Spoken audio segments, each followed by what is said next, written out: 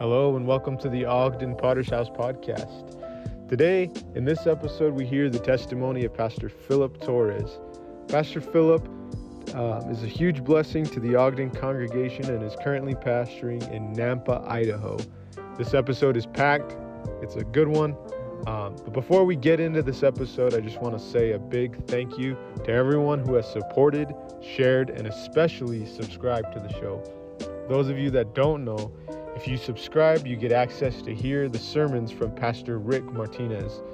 But all funds are given to world evangelism. So I just want to say thank you to everyone who has supported world evangelism through this podcast. Just so you know, next year is going to be packed. This is the last testimony for December. But 2024, we're going to go in strong and it's going to be packed with content. So enjoy this episode of Testimony Tuesday. What up? Today I'm here with Pastor Phillip Torres. Just going to jump right into it, not going to waste any time. We just got out of Serious Men's. My first question that I have for you, just for the sake of people who have never heard your testimony in full depth, let's take it right back to the beginning. What was your life like prior to salvation? Well, just kind of let us know what it looked like.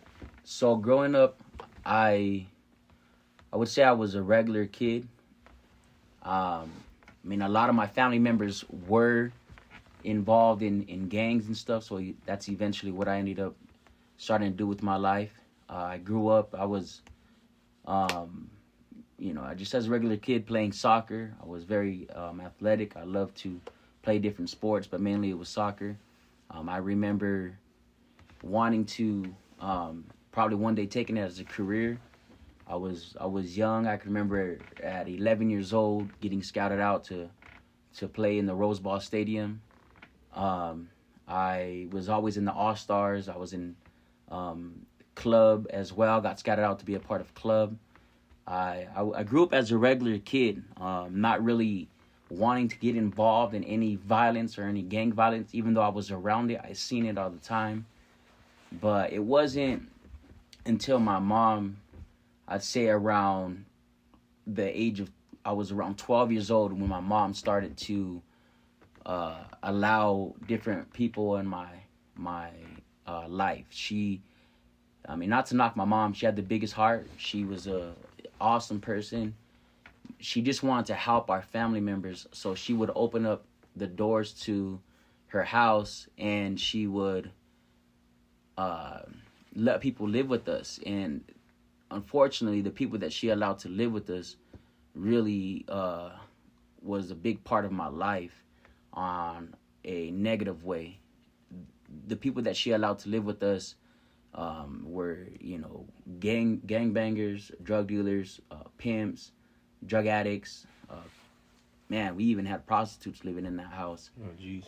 And at one point, it was a 3-bedroom house in Southern California. In any 3-bedroom house in Southern California, in the ghetto, it's going to be small as heck. There was times I would come home. A lot of times I would come home and I couldn't even have my own bed because somebody else was using my bed. We slept on the couch. People slept on the floor. People slept in the garage. Anywhere you could find on the kitchen floor, dining room. All this was very small house. It had everything in there. Hallway, you name it. I can remember just people just everywhere. And it was my mom just really trying to help family members out. My mom saying, I have a place. You're on the streets. I don't want you to be on the streets. I want to help you out. So here goes my house. You can live here until you get on your feet. Little did she know that this young kid, I didn't have a father growing up. I never knew who he was. But little did my mom know that her doing that, helping other people out, was really hurting me and, my sisters and my brother and, other people that were in that house, my age, my cousins, that were just kids. It was hurting us. So I can remember, just being this kid wanting to just be in sports, to starting to smoke, starting to, get tattoos, starting to gangbang, starting to wanting to look up to my older cousins or uncles, and I seen they had money, I seen they had girls. I didn't have a father, so I loved the respect that I would get from them. I loved the fact that they would be proud of me on certain things that I would do. And so soccer wasn't enough no more, man. I started getting validation from my cousins and uncles, and knowing that being a part of this gang would make them be proud of me. Putting in this type of work would make them be proud of me. Selling drugs for them, it would make them be proud of me. Making money would make them be proud of me. And so that's what I started to go for. So, again, I was just this kid that just was a pretty decent kid, man. And it wasn't until my mom started allowing all these people in the house, and it's all they a big really game of influence. Yes, would you say? Yes, it really influenced me in a negative way. And that's what the Bible says. The Bible says that bad company corrupts good morals. You can have a right mindset, a right understanding, but the moment, man, all these negative people are around you, you tend to follow that. And that's what I did with my life, man. I followed that at a very young age. I could say around like 12 years old, and it happened quick. I mean, the moment she opened the doors, it happened fast. It wasn't something that was, it happened a year or two. No, I mean, it came in like a flood. Like, I almost instantly just started hanging out with them and wanting to do things they were doing. I stopped going to soccer practice. I stopped hanging out with the kids that were on my soccer team, and I started hanging out with my cousins more and living the lifestyle they were living. And man, it just, I got involved in gangs. I started gang banging around 13 years old, getting in fights, committing robberies, doing whatever I could to make money, man. And from 13 to 18, man, it was just, everything is a blur. I mean, it was all so fast. I remember when I was 18 years old, one of the things that made me really start thinking about Jesus is because when I was 18 years old, I got in this car wreck leaving the party, and that day was strange, man. That day was a strange day the whole day. I remember this girl calling me up. She's like, hey, there's a party going on. You should come to it. And I was like, all right, we'll see. I went to one of my homeboys' house. A lot of us were right there hanging out in the back of his alley. And another one of my homeboys came in a car, and he's like all beat up. He's like, man, I just got jumped. These guys did it. And, that day I just felt strange that whole day. And he was saying, let's go get them back. And usually I'm the first one. I was the first one. I was like, yeah, let's go take care of business. But for some reason, I just felt strange that day. That like I had a bad feeling. Something was off. And I had told them, nah, let's go to that. The homegirl hit me up, told me about this party. Let's go to this party instead. We'll get them back tomorrow. They're going to be expecting us today. Mm-hmm. And because I already felt strange. Something was off. I remember going to this party, and bro, this was, we went to this party, and, there's these parties you would have to pay for drinks. And I remember this little dude, man, like, I swear, bro, he was like, all I could remember was being so drunk, and this little guy, man, he just kept handing me drinks, man. Like, he just kept handing me drinks, man. And he just like, what's up? And he would, man, you got to try this one, and I'll take a shot. Come back, you got to try this one, I'll take a shot. He was just like, I wasn't paying for anything. He just kept handing me all these drinks. And, I was 18 years old at this time, and I don't know how old he was. I didn't even know who he was. I never even met this guy in my life. And looking back, I was a little demon, I swear. Like, this little guy, bro. Like, he didn't look like a midget, bro, but he was just a small dude and short, bro. And he was just, like, handing me drinks left and right and handing my cousin drinks left and right, bro. Like, it was just strange, man. I could just, remember back on that night and just remember how drunk he got all of us. It was just the weirdest thing. Like, I would drink, but I kind of like to have a level head. I didn't like to get too drunk just in case anything popped off, man. I always like to be aware of what was happening around me. And, man, but this guy, bro, was just handing us drinks left and right. It was the weirdest thing. And I remember the party was ending. I had gotten a fight with somebody, and it broke the whole party up.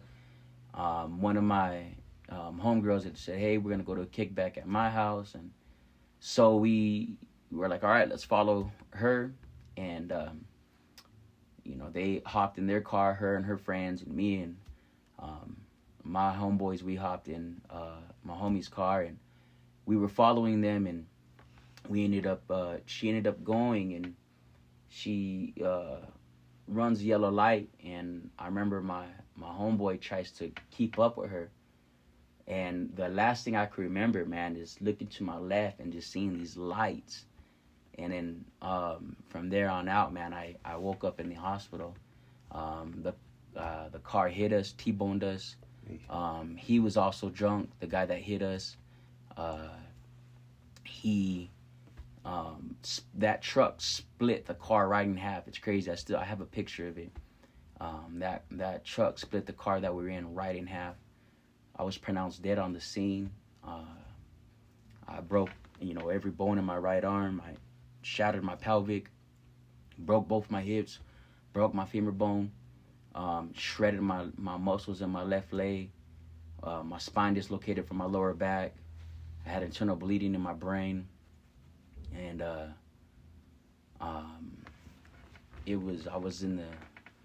was pronounced dead on the scene, man. And I remember people asking me about what did I see when I died, because I woke up in the hospital probably a week later from that wreck, because I was in and out of it, just sedated with just drugs and everything else that they're doing to numb the pain. And I was just in and out of it. When I could remember just being conscious enough of what was happening around me, it was probably about a week later, and everybody had asked me, like, man, bro, you know you're dead, right? And they would ask me, what did you see when you died? And I kid you not, man, like, I remember, like, when this happened, I remember I seen nothing but darkness, like if I was just falling and falling and falling. It was pitch black, and then just some amazing feeling lifted me up. That's the only thing I was able to describe to my friends and family when that happened. And I would tell them, man, I think it was God that brought me back to life. I didn't have no church background. I mean, I went to some Catholic stuff as a kid, but for the most part, I knew about God. I knew about heaven. I knew about hell. I knew there's a God. I knew there's a devil. That's something that my mom had kind of put in me, but we never went to church, or she never applied any church principles to her life or my life. I just knew that there's a heaven and a hell. And I knew what happened was supernatural. I knew what happened to me was the only way I could explain this amazing feeling is that it had to been God. And, I remember telling them, this is what I seen. It was pitch black, nothing but darkness. And it's like if I was just falling and falling and falling. And then out of nowhere, something just lifted me up. That was just an amazing feeling that I couldn't describe. And my doctor ended up coming in the room after all that. After, like I said, I was able to tell him what I seen. My doctor came in the room, and he's explaining to me everything that has happened to me. He goes down the list of injuries that happened to me, and he says, Philip, what I'm trying to tell you is that you'll never be able to walk again. And man, I don't care how big you are, how bad you are, how crazy you think you are, but when somebody tells you you're going to be paralyzed, it breaks you. And that's what it did, bro. It broke me. I instantly just started crying, like, just instantly just started crying, like man, I'm not going to be able to walk again, like, can't work, working wasn't even on my mind. because I was just this gangster. I was just thug, man. I didn't even think about where it was just me being. I think really what I thought about was like, I always wanted a family. I'm like, man, I'm never gonna be able to walk in. How am I gonna be able to have a family? How am I gonna be able to do this with my life? Yeah. I don't even know if that really came across my mind. Just knowing that I was gonna be paralyzed, just broke, you know, and it broke me, man. Knowing I was gonna be in a wheelchair and somebody was gonna have to take care of me, you know. I right when he told me that, man, I was crying, bro, and I had told everybody to get out of my room. I had some friends and family that were in the room. I asked my doctor to get out of my room, and I remember so vividly, man. I could see myself now, man. I can remember just crying out right there. I was in ICU, as loud as I can, bro. God, if you let me walk in, I promise I'll change my life. God, if you let me walk in, I promise I'll change my life. Like God, let me walk again, bro. Yeah. Like, just crazy, like, as loud as I can. Desperation. Please let me walk again, God. I'll change my life. And you know, I cried myself to sleep, screaming that out. I swear that whole room had to hear me, you know, because I was just, you know, so desperate, man. Like, what do, man? If doctors saying they can't fix you, you know, you could only turn to a miracle. I didn't even know what I was fully doing at that time. I just knew I was desperate and there's nothing else I could do but cry out to God. And I knew it was God that brought me back to life. Because that was on my mind when I woke up. Because it felt like it just happened. Even though it was a week that already was in that car wreck, it felt like it had just happened to me. Because I was thinking of everything. That's kind of like the first thing I thought of when I actually was conscious enough to know what was happening around me. I was thinking about what just happened. You know, from me, you know, getting in that car wreck. And I felt like everything was happening so fast. And I remember just, you know, asking God to, you know, let me walk again. And a few days go by, man, and I wake up one day and I can feel both my I can feel both my legs, but I can move my toes on my left foot. And I remember paging my nurse in. She came in, I showed her what was going on, told her how I was feeling. She says, let me call Dr. Yost. That was my doctor. He comes in and I show him. He says, let's run some x-rays, some CAT scans, and you know, take a look at this. So he does everything, and he says, man, Philip, your body is healing up amazing. So my spine had dislocated from my lower back, and that was like one of the main reasons why I wasn't able to gonna be able to walk.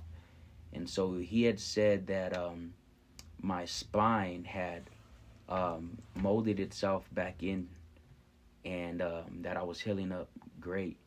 And he said, if you keep on healing like this, that I'll be able to walk again. And he's good. And he told me himself, he's like, you know, Philip, I don't know if you believe in the big man upstairs, but it's a miracle the way your body's healing right now. Wow.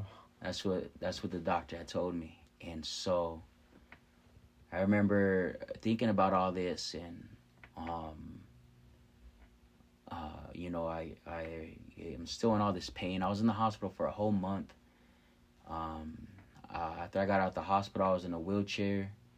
I was supposed to be in the wheelchair for a year to a year and a half, but I was healing up so fast. I was only in a wheelchair for 3 months.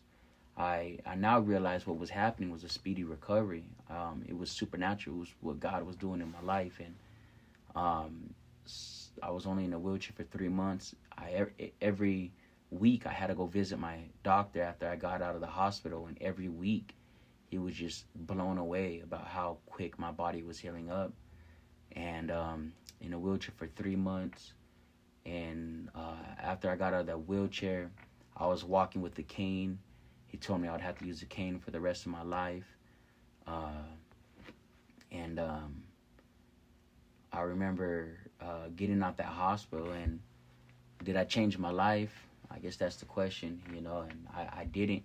I got out the hospital. I went back to the same crowd, same people. I went back to, you know, getting involved in the same things. And my second week walking, I had a cousin that called me up, and he's like, hey, Primo, these guys are crossing out our neighborhood. Where you at? You could come through if you want, but I'm going to hit them up. And I was like, we're only a couple blocks away. Yeah. And so we hopped in the car.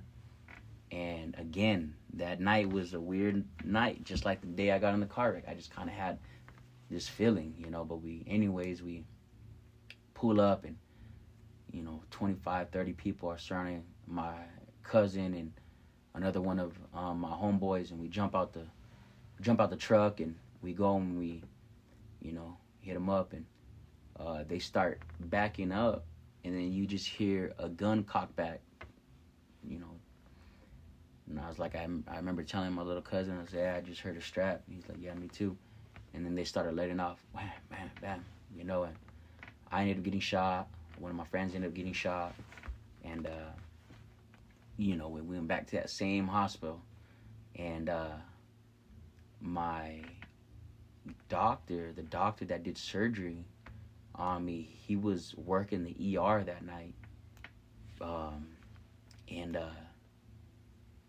He sees that my name's on the list, and he comes and checks on me, and he's like, man, I seen your name was on the list, and I didn't want to believe it, but it's, what are you doing here? He's like, what happened to you?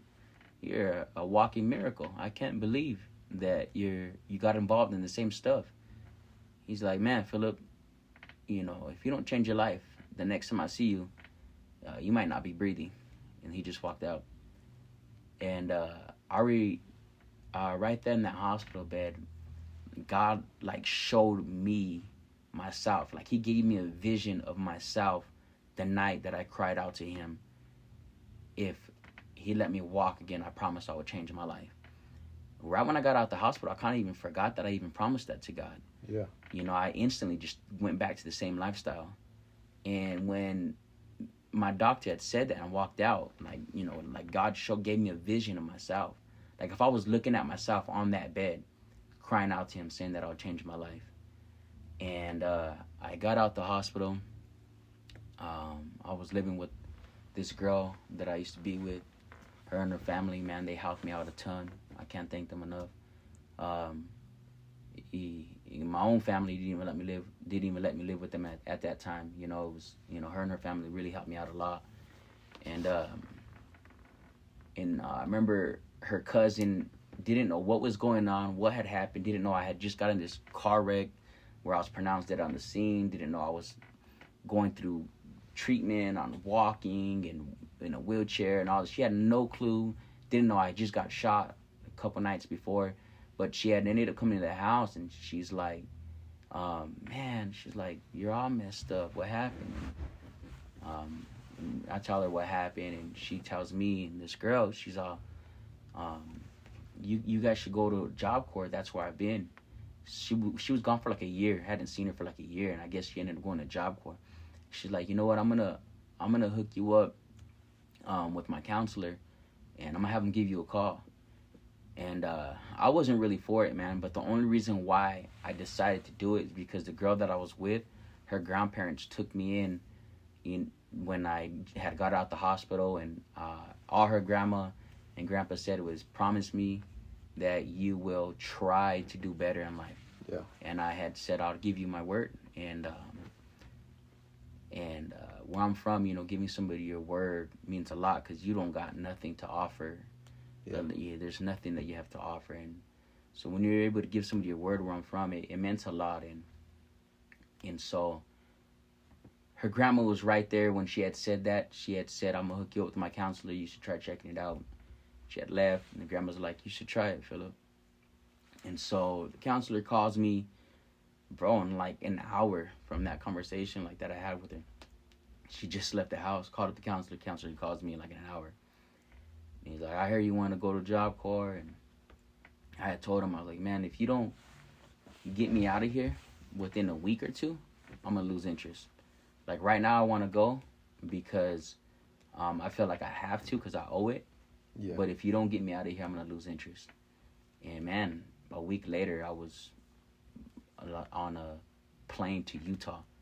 And I didn't even want it. This, I'm from California. I was trying to go to Job Corps in San Diego. I was trying to go to Job Corps like somewhere else in California. Even Nevada, man. Like, I didn't really mind Nevada or Texas. But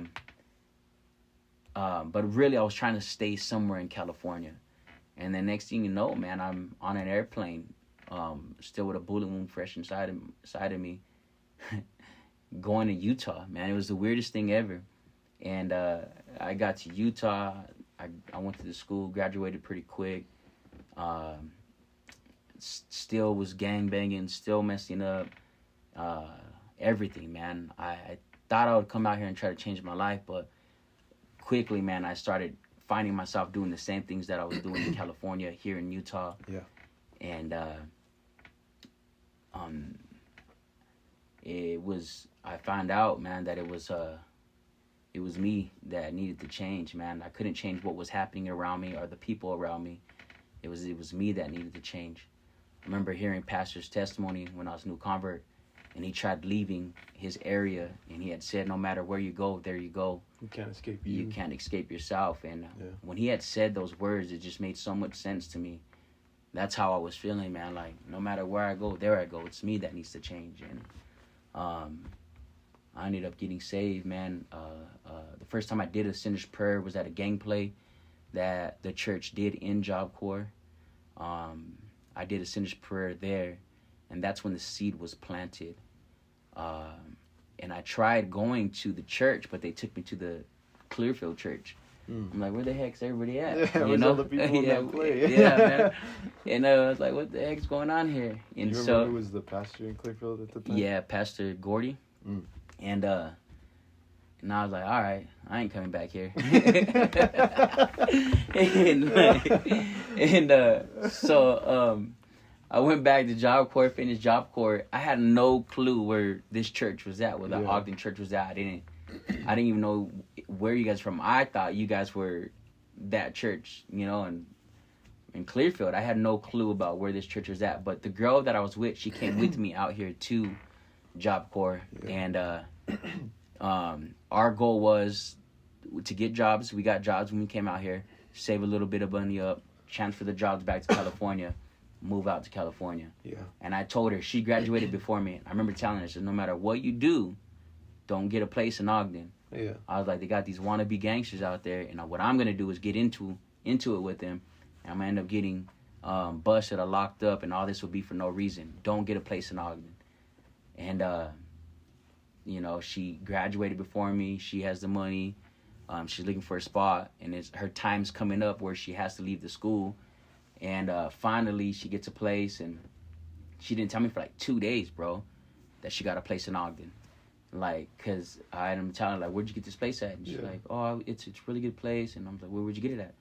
After a couple of days, and, I'm talking to her about the place, and she's like, well, it's a really nice place. It's something we can afford. It's something that, it's in our budget. I was like, where did you get it at? And she's like, I got it in Ogden. I was like, why did I tell you? I told you not to get it in Ogden because I'm going to get mixed up, and I'm going to do the same stuff. I'm going to end up getting into it with these lames, talking all this mess. And and so she ended up getting the place in Ogden. It was right here, 29th and Brinker. Oh, dang. Right, 4 minutes from the church, walking, it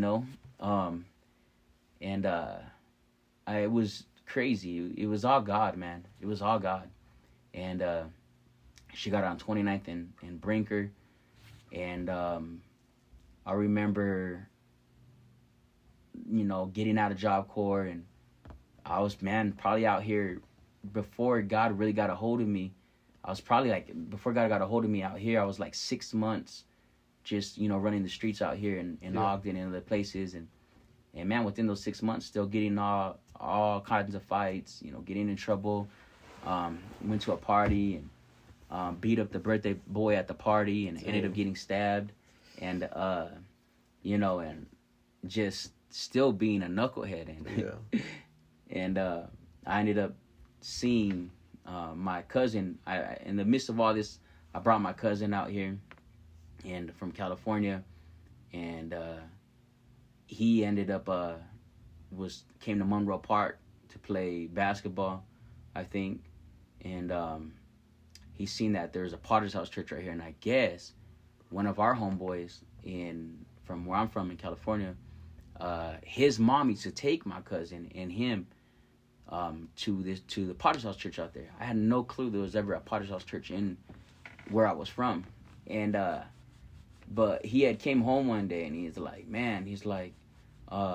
you remember how you told me you wanted to try checking out a church? And I was like, yeah, because I was already kind of talking to him about all this, because ever since that wreck, bro, like eternity was in me, man. Like I knew I was like always drunk, bro, and I swear I would look in the mirror and I'd be like, why are you alive? I had so many friends and family members that had passed away. I had friends that passed away from wrecks. I had friends that passed away from gang violence, and I would tell myself, like, I would look in the mirror and I'm like, why are you alive?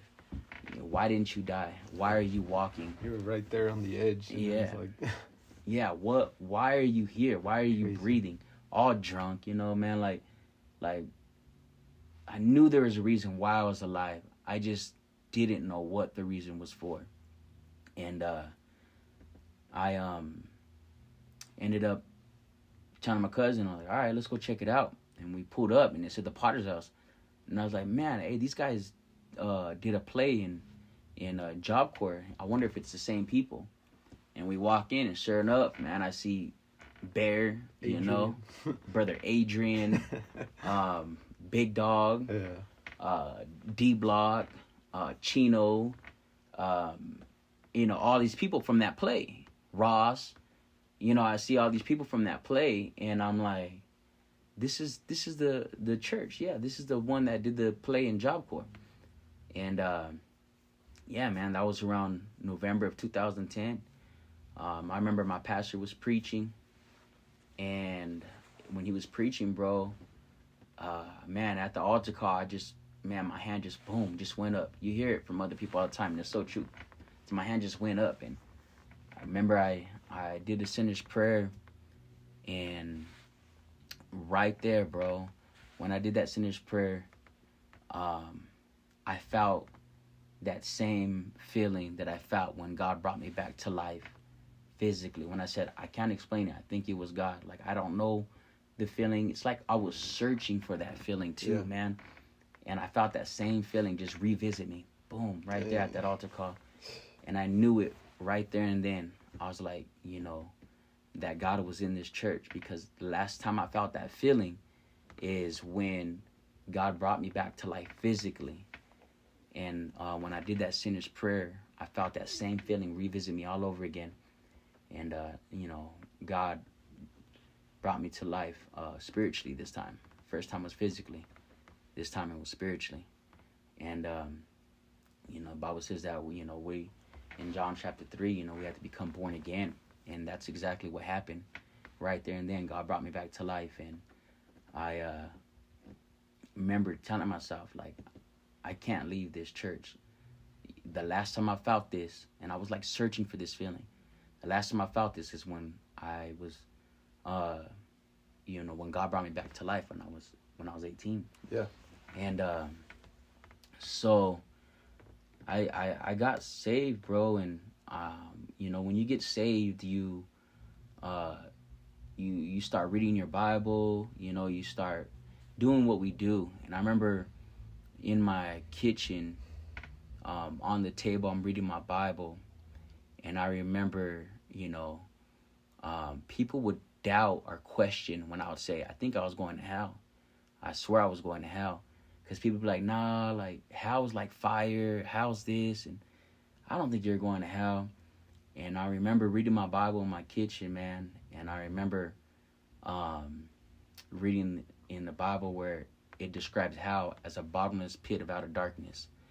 And that's what I was telling everybody before I ever even knew what hell was. Jeez. So either I was in hell or God was showing me where I was going to go if I didn't get my life together. Wow.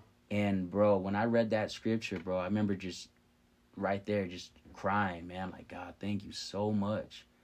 Thank you so much for saving my life. Like, I could be in hell right now. And, when I got saved, my mind was made up. It was made up. I want to rent a room in the church, bro. Like, I wanted to be in the church as much as possible. I didn't want to be around anything that would get me to fall back or, backslide or anything. I just wanted to be in church as much as possible. Every time the doors were open, I was here. I was here to everything, man. And all I wanted to do was be in church. God got a hold of me real quick with my calling.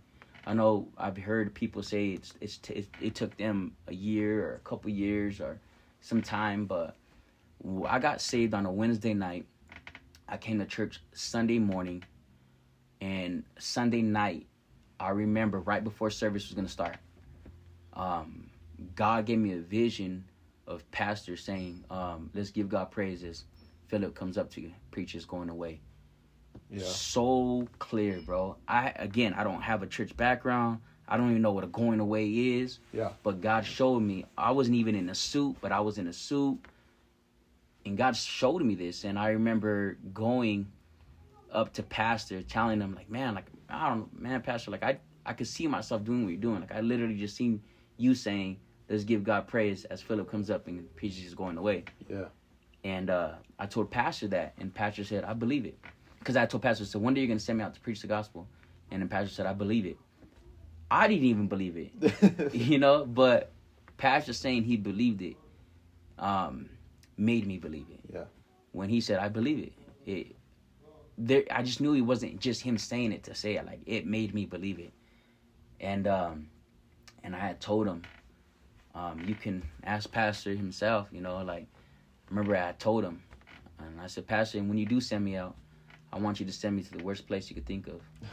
And I just said, all right. And I'm in the church. I'm single. Got to find a wife to be a preacher. And thank God, man, my wife comes in.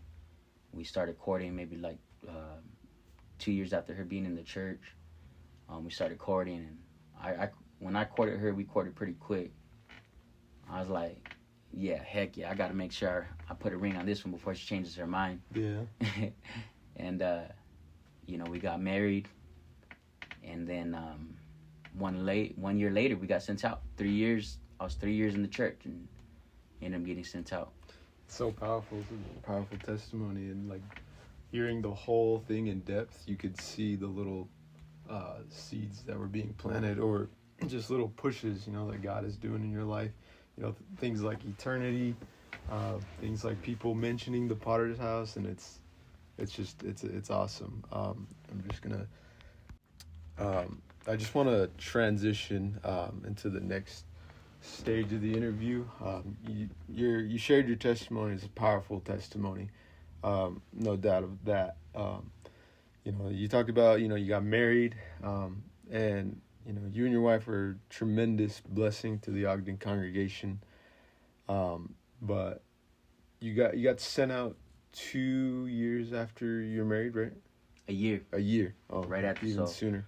So we can fly through these, or if you can go in depth. But what were those beginning stages as a pioneer pastor? Like, things like feelings or reactions, or what went through your mind?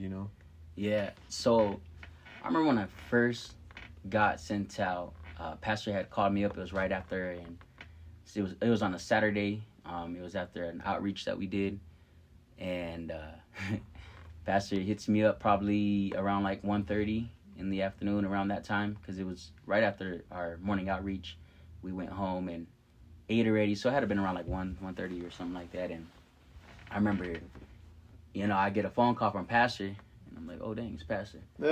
And so I step outside and I answer the phone, and pastor's like, Felipe. And I was like, what's up, pastor? And he's all like, so I was talking to one of Pastor Foley, and he had said that the church in Nampa is available, that he has a guy in there, and this guy is gonna go back home for redirection. And I had told him that I have a couple that I could send right now. And so he had said, would you be interested? And he's like, pray about it, talk to your wife, and then give me a call. Mm-hmm. I was like, all right, Pastor. And I hung up, and I'm like, dang, I thought he was going to ask me to do the altar call or something. That's why he was calling me. I didn't think he was going to tell me to go if I wanted to go start a church, you know? And so I remember going back in the house, and I remember talking to my wife. I was like, hey, babe, Pastor called, and he had said that there's a church in Idaho. He asked if we want to take over the church for me to talk to you about it. And my wife's like, yeah, let's do it. And so I called. Woman of God. I called the pastor up, and I said, hey, Pastor, my wife says she's down. She said, you know, let's do it. And Pastor says, dude, I just got off the phone with you. I told you to pray about it. And I said, Pastor, I've been praying about it for 3 years. There's nothing else to pray about. I want to go. My wife says she's willing to go, and you know, let me know what's the next step, Pastor. I'll do whatever. And Pastor's like, okay, let me make a couple phone calls, and I'll give you a call back. And then calls me back, and he's like, all right, Felipe, it's on. You be leaving in 2 weeks. And I was like, dang, all right. And it's fast. Yep, and packed up, man, and we were gone. And within 2 weeks, we went out there, got a place, and you know, took over that church. That's good. So I remember something that you shared with some of the guys. You had told us that, you know, when you took over that church, that there were certain things that this church was doing that Ogden does not do, that Prescott does not do. Mm-hmm. Things like the offering.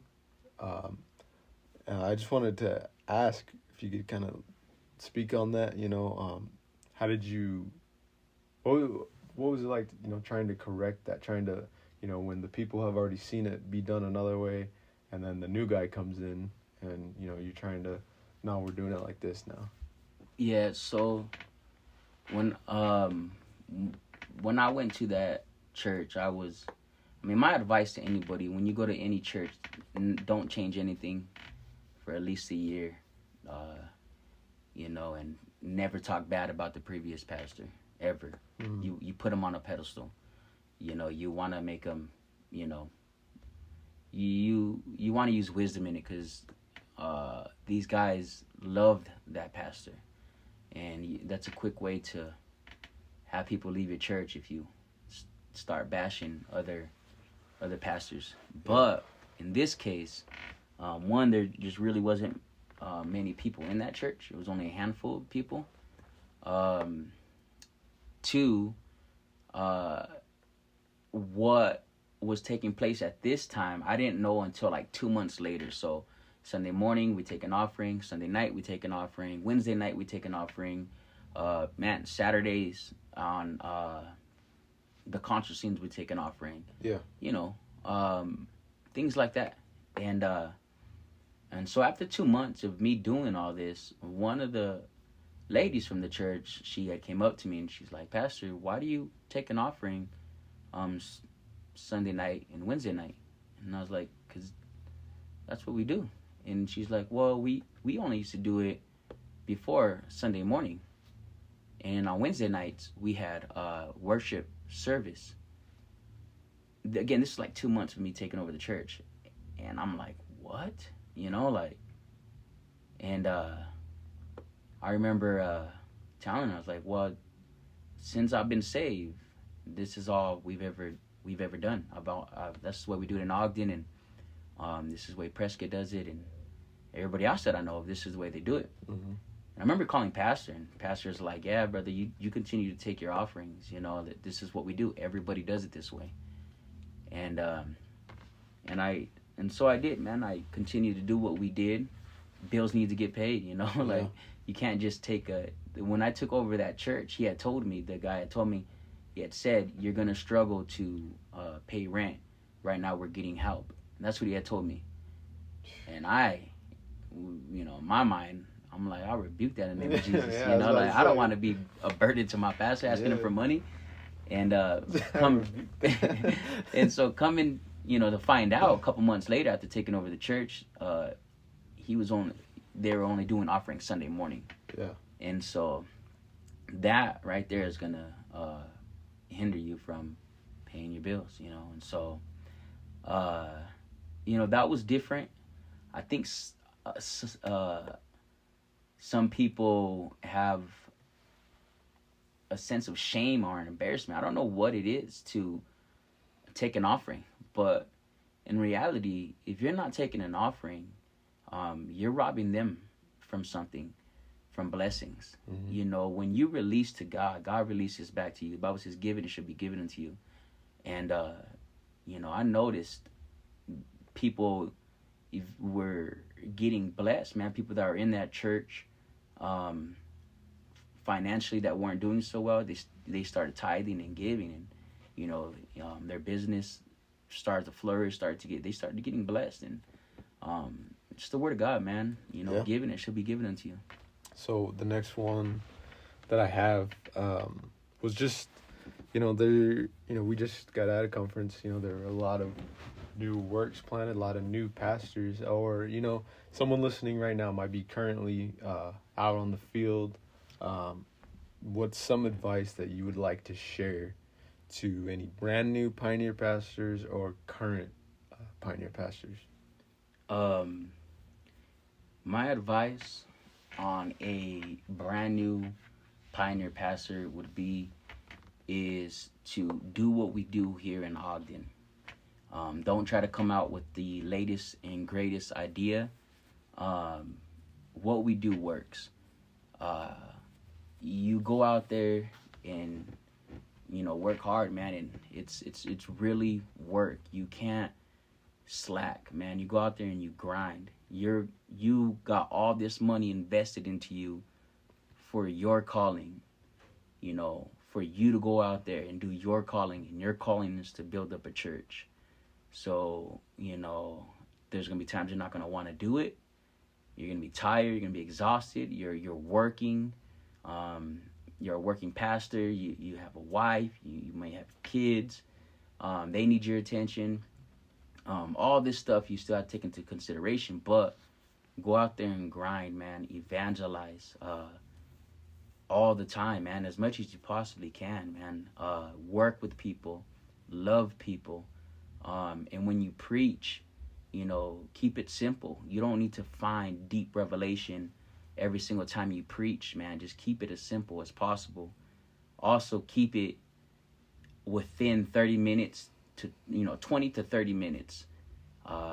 It's a pioneer work, it's not Ogden, you don't need to preach this 45-minute sermon or anything like that. Keep it short and simple, and I promise you your church is going to love it more. You got to take into consideration there's people that are Wednesday nights have to wake up at 4 a.m. to be at work at 5 a.m. or work at 6 a.m. Yeah. And on a Wednesday night, man, if you're finishing up service at 9:30, 10 o'clock, or 9:30 or 9 o'clock at night, it's tough for people to want to continue to go to church on a Wednesday night, because they're thinking man, I got to get up in the morning. Yeah. Here in Ogden, it's just on a Wednesday night, and not everybody has. That's a gift, bro. To preach like a long-winded preacher, not everybody has that gift, bro. You have to be like Pastor Martinez. He can preach, and he's captivating. You're on the edge of your seat. You're watching him the whole entire time. He's captivating. Not many people have that gift to be able to preach longer than 30 minutes. I know I don't. I don't even want that gift. I want to get to bed just like everybody else. Yeah, on a Sunday morning, I want to get in line for lunch just like everybody else, man. So too, huh? Yeah, so it's keep it simple, man. 30 minutes or less. I'd say between 20 and 30 minutes. Keep it simple with your preaching, and go out there and grind, man. And don't forget to have your wife as your first ministry, because that without her you can't even be out there. Yeah, shout out to Pastor Clint Schmidt for preaching that sermon, letting everybody know. The wives. Yeah, that's true, huh? Yeah. Yep. And you find out real quick when you get out there. Yeah. So don't forget to have that, man. And you don't forget to have your wife as your first ministry, man. And what else was I was gonna say? Man, it just spaced. I just lost it, man. Very good. But, well, last one. If you could just share maybe one of the memorable experiences you've had, maybe while pioneering, or the fact that, a lot of the men that you were discipled with, they're all pastors now. Do you have any funny stories or memories that you had with your fellow brethren, or, just some of the most memorable experience you've had? Like here in the church or while we were out on the field? Let's just go here in the church. So, yeah. Man, there's so many. Bro, I don't even know if I could even say any without throwing anybody under the bus, because they got stories about me too. But that's what's funny is they're all pastors now. It's yeah, for sure, man. When I got saved, there's like a wave of people that God brought in, and the majority of them are all pastors now.